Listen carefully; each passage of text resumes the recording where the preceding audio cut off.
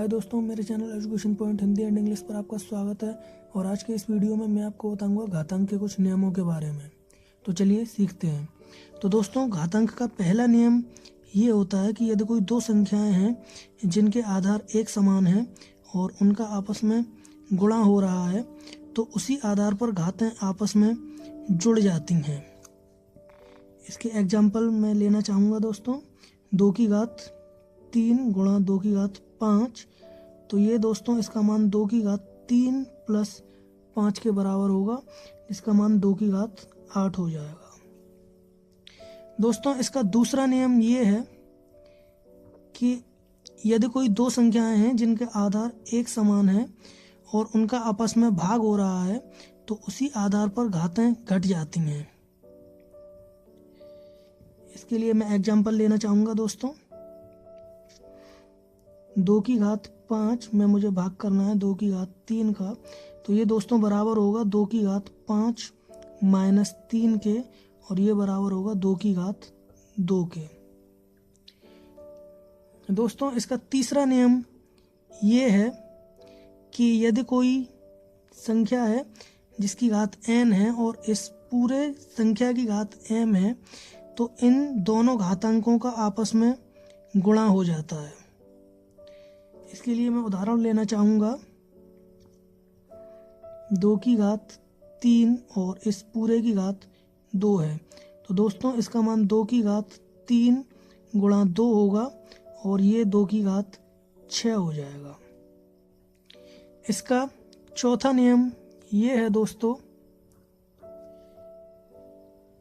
कि यदि कोई संख्या है और उसकी घात 0 है तो इसका मान हमेशा 1 होता है। इसके लिए मैं एग्जाम्पल लेना चाहूँगा।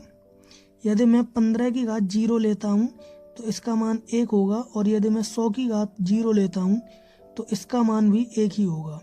मैं कोई भी संख्या ले लूँ, हर एक संख्या की घात 0 का मान 1 ही होगा।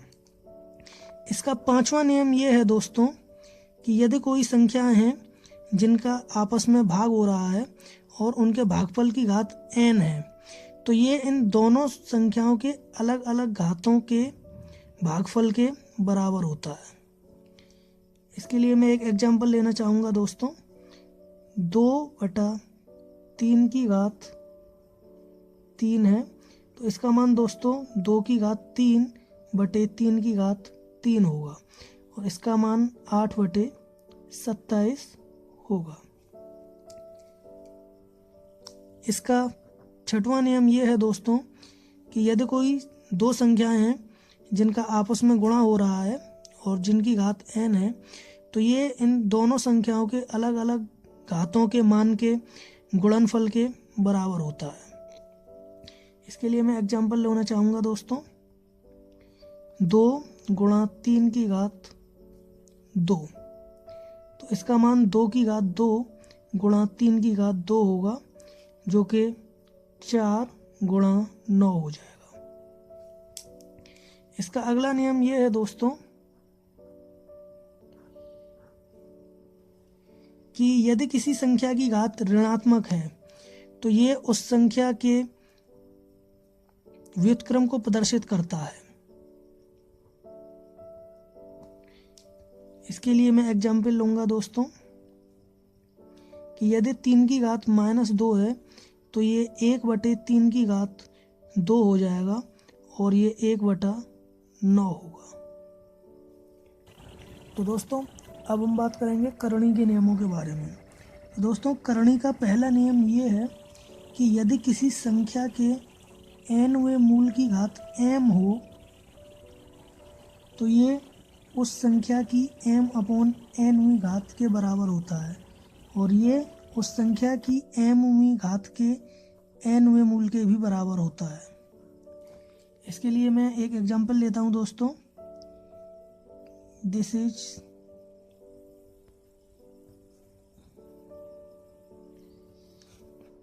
तो ये दोस्तों बराबर होगा 8 की घात 2/3 के, और ये बराबर होगा 8 की घात 2 के घनमूल के। करणी का दूसरा नियम ये है दोस्तों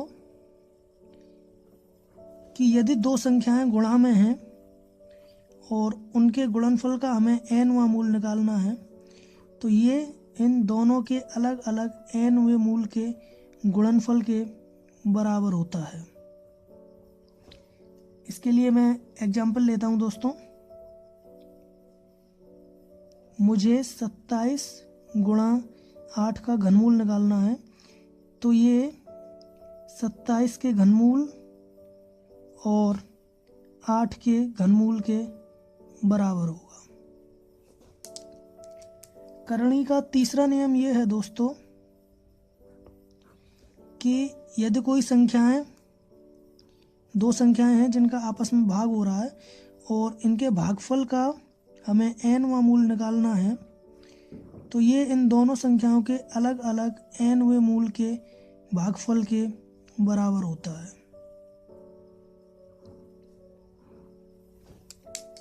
इसके लिए मैं एक एग्जांपल लेता हूं।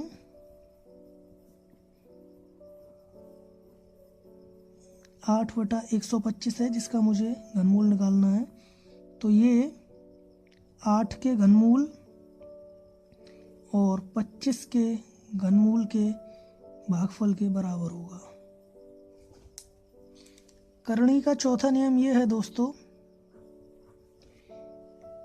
कि यदि हमें किसी संख्या के nवें मूल का mवां मूल निकालना है, तो ये दोस्तों उस संख्या के m गुणा nवें मूल के बराबर होता है। इसके लिए मैं एक एग्जांपल लेता हूं।